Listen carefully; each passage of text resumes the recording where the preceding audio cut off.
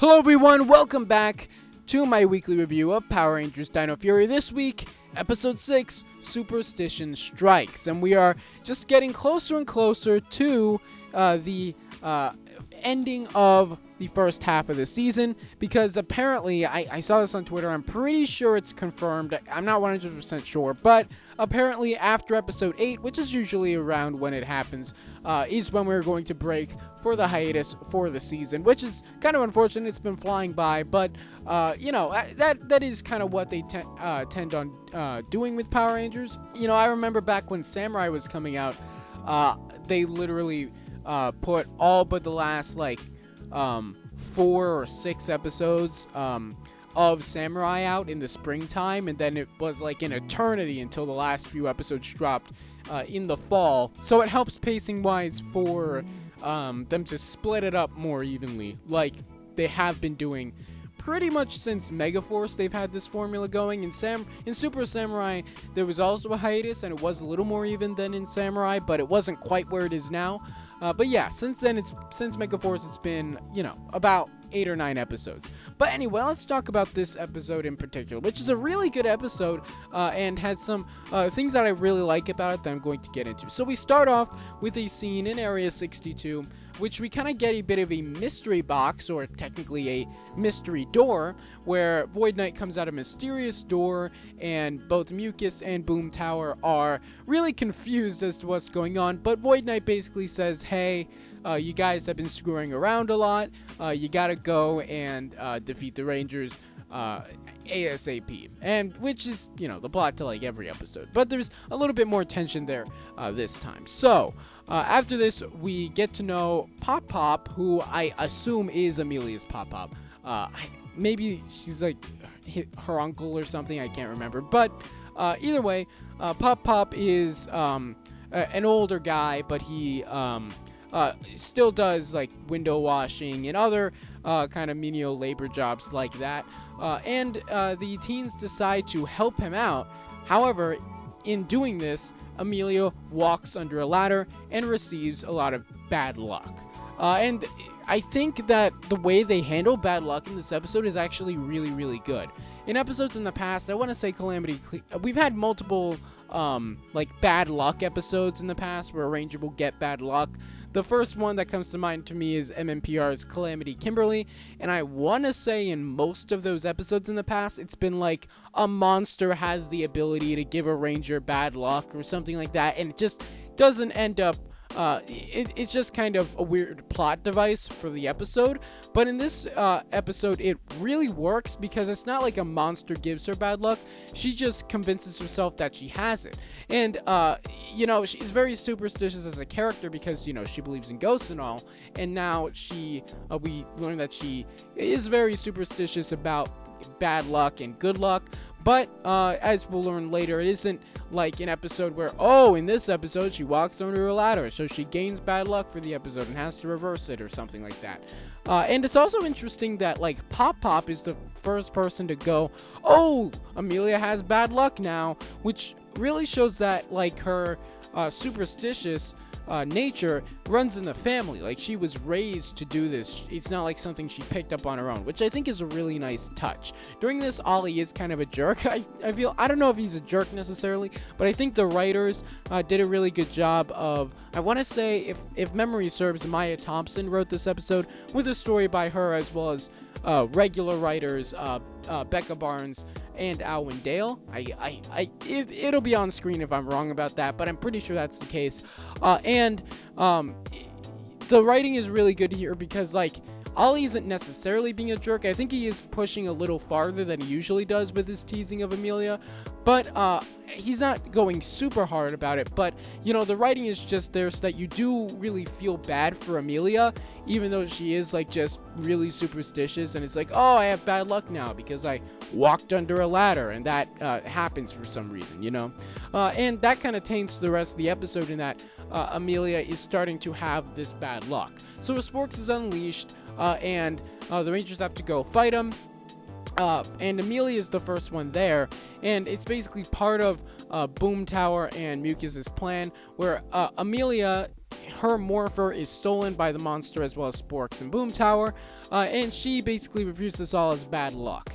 And Zato takes her to Dinohenge, where she's talking to Solon, who's making her a new morpher, and basically Mucus and Boom Tower's plan is, okay, well, there's this force field around Dinohenge. We're going to use the new Sporks beast to lure out the Rangers, and then we'll use the morpher that we've taken, we'll fix it, and then we'll go use it to teleport into Dinohenge, and then we'll take the Sporks that they have there, which is a really good plan. It's not like, a lot of the times they have weird, wacky plans in Power Rangers. This is not one of those. It's a legitimately really good plan. And so they do that, essentially, but what they're not counting on is the fact that Amelia is there, and Solon has fixed up her morpher. But getting a little bit ahead of ourselves here, because Solon is a really great mentor in this episode, and she basically makes a speech to Amelia about how, bad luck isn't real. It's just kind of a mindset of, oh, you've been expecting bad luck this whole time, and so you've been kind of slipping up a little bit. Just change your mindset. Luck comes from within, that kind of thing. And I think it's really cool that they did kind of go with the whole bad luck isn't really a real thing. A lot of the times you get bad luck, just bad things happen to you because you expect them to, that kind of thing. And I think that's a really cool way of going about it, as I said before.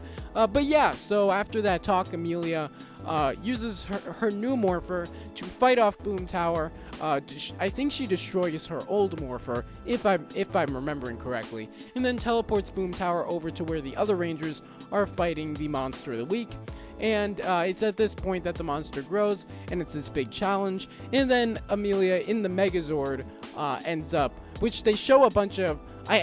I forgot this about Ryu Soldier, because I only kind of threw passing glances at people showing off like things about Ryu Soldier as it was airing in Japan, which I wasn't really watching Ryu Soldier.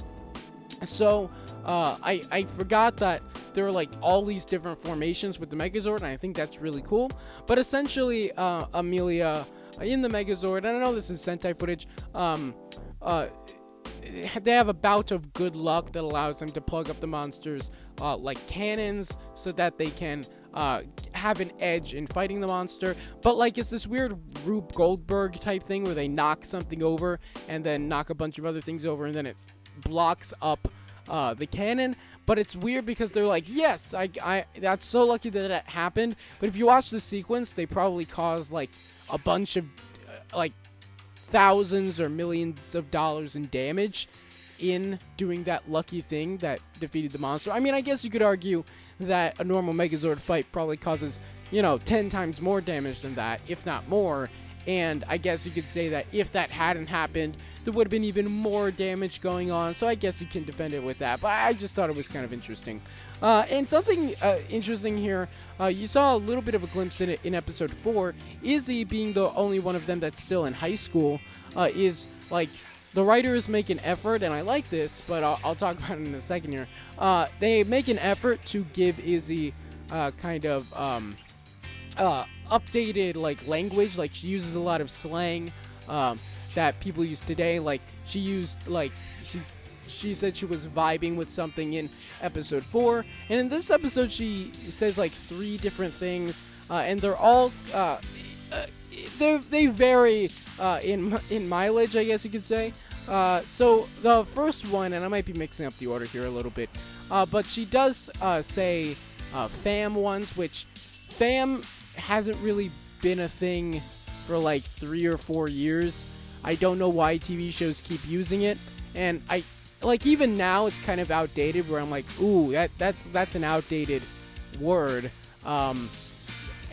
But I have a feeling that in like 10 years when we rewatch this show, it's gonna stand out even more. And then really, like, all these words we'll probably look back on, and when you see like Mighty Morphin and them using outdated 90s slang, you kind of think the same thing. Here they do, because his name is Boom Tower, he does say okay boomer to Boom Tower, which honestly was kind of funny. But we'll see. That's one of the things where, like, I think we'll see how it ages as it goes on. But it was kind of funny. And then in the Megazord, she does, like, Javi makes a really bad joke, and then Izzie calls it cringy, which, I mean, that one was just kind of middle of the road of like, okay, yeah, I guess that's a reference. That's probably going to age kind of poorly, but, you know, whatever. But anyway, yeah, they defeat the monster.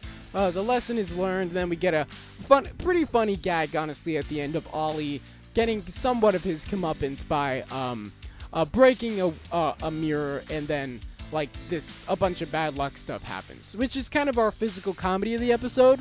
Jayborg and Jane don't show up at all, but yeah, anyway, this episode was really good. We got to, as I said before, the highlight really for me is how they handle bad luck with Amelia, and also show off more of her character in this great character focus episode 4. What did you think of this episode, Superstition Strikes? Let me know in the comments below. Don't forget to subscribe for daily videos on the franchises you love, and I'll see you tomorrow. Bye.